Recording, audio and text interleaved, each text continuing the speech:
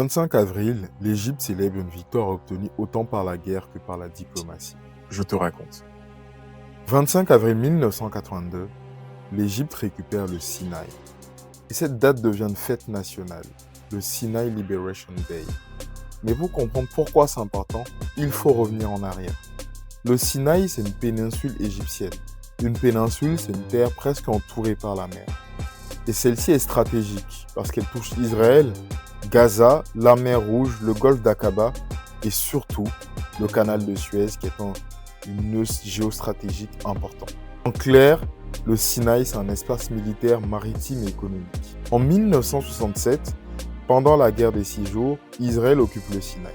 Après la guerre des 6 jours, Israël maintient son occupation, puis le territoire sera rendu à l'Égypte en 1982 dans le cadre du traité de paix de 1979. En 1967, pendant la guerre des 6 jours, Israël occupe le Sinaï.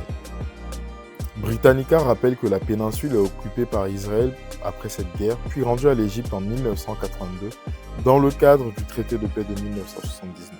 Mais l'Égypte ne récupère pas ce territoire en un seul jour. D'abord, il y a la guerre de 1973, appelée guerre de Kippour côté israélien et guerre d'octobre côté égyptien. L'Égypte traverse le canal de Suez et l'idée d'une supériorité israélienne est totale. L'Égypte traverse le canal de Suez et brise l'idée d'une supériorité israélienne totale à l'époque.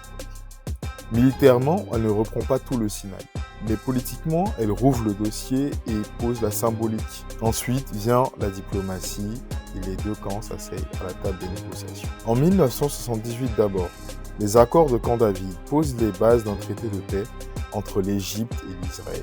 Le département d'État américain rappelle que l'un des enjeux centraux porte sur le retrait israélien du Sinaï. En 1979, l'Égypte et Israël signent un traité de paix. Israël accepte de retirer ses forces et ses civils du Sinaï. Et l'Égypte accepte la paix avec Israël. C'est historique. L'Égypte devient le premier pays arabe à signer la paix avec Israël. Le retrait se fait par étapes. Et le 21 avril et le 25 avril 1982, l'Égypte récupère officiellement le Sinaï. Cette séquence est rare dans la région. Un territoire perdu par la guerre revient par un mélange de combats, de négociations et d'accords internationaux. Mais attention, ce retour est aussi un prix politique. Dans une partie du monde arabe, Sadat est accusé d'avoir rompu le front commun contre Israël. Et en Égypte, le Sinaï reste un territoire sensible avec des enjeux de sécurité, de développement et de contrôle frontalier. Le Sinaï montre une chose simple. Dans cette région, la géographie n'est jamais neutre. Elle est toujours stratégique. Like et abonne-toi.